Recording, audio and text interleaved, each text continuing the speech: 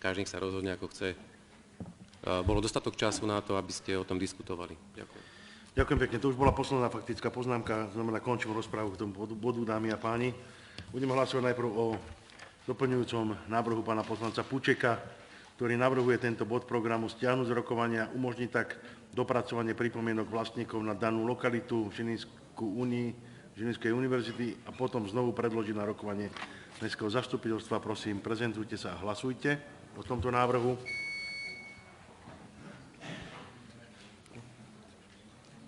Mali by sme podľa pôvodného. Pre nás stále platí to, čo je pôvodné. Lebo to je zákon, je to čisté.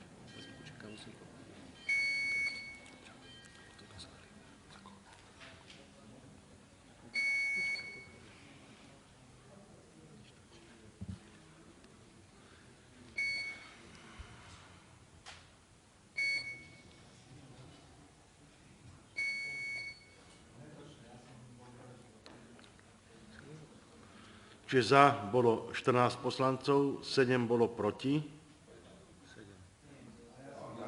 Tak momentík, tak ešte raz. Tak teraz už som stratil na preklad.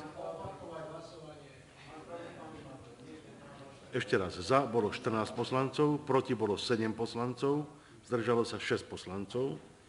Čo z toho vyplýva? Teraz potrebujem, to číslo je dôležité. 27 deleno 14. Proti. Ale aj Fiaba nebol. Ešte raz.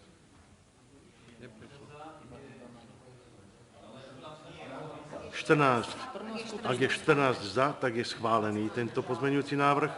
Ešte raz. Moment. Máme výsledkovú listinu pred sebou 15-6, ale reálne, keďže pán poslanec namietal a povedal, že sa pomýlil, tak máme 14-7-6. Čo nie?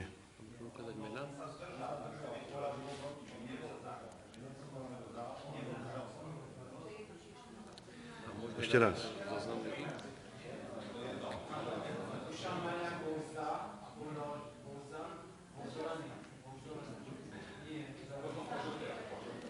Pán poslanec Maňák, ešte raz. No však ukážme celúru, ešte raz. Vráťme sa teda k hlasovaniu, k výsledku hlasovania. Lebo tam ide naozaj o jeden hlas teraz, takže stačí, tak to bude schválené. Ale vráťme ešte, prosím vás pekne, vidíme tú výsledkovú tabulu. Áno. Pán Maňák bol za, prihlásil sa s tým, teda, že nechce byť... Toto nie je ono. Toto nie je. Moment. Tak je to ono, alebo to nie je ono? Momentík. Prečo ste boli za? Ono, ty si bol prečo za? Toto je ono. Ja som povedal, že Sme za Pučku. dajme to ešte raz. Opýtaj sa šéfa. Prepáčte, vyhlasujem toto hlasovanie za zmetočné a budeme hlasovať ešte raz. Dámy a páni, takže pripravíme sa, môžeme? Prosím vás pekne, hlasujeme, opakujem, o pozmeňujúcom návrhu pána poslanca Pučeka. Prosím, prezentujte sa a budeme hlasovať.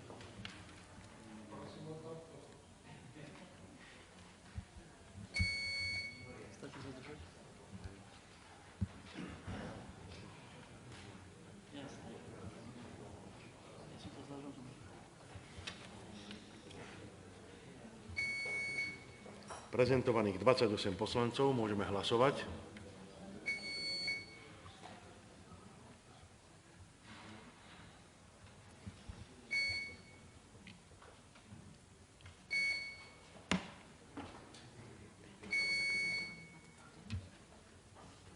Za je 13 poslancov, proti je 7, zdržalo sa 8. Konštatujem, že tento návrh nebol schválený. Budeme teda hlasovať o pôvodnom návrhu na uznesenie, dámy a páni. Prosím pekne, prezentujte sa a hlasujte.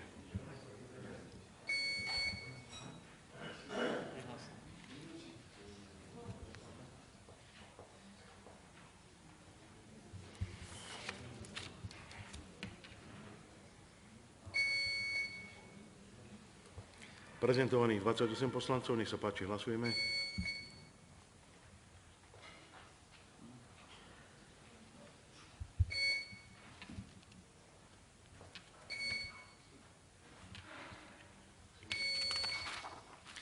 Za bolo 20 poslancov, 2 boli proti, zdržalo sa 6. Konštatujem, že územný plán zóny Žilina, Žilinská univerzita sme schválili. Ďakujem pekne. Môžeme teda rovno prejsť k návrhu, ktorým je VZ1, ktorým sa vyhlasuje záväzná časť územného plánu zóny Žilina, Žilinská univerzita. Nech sa páči.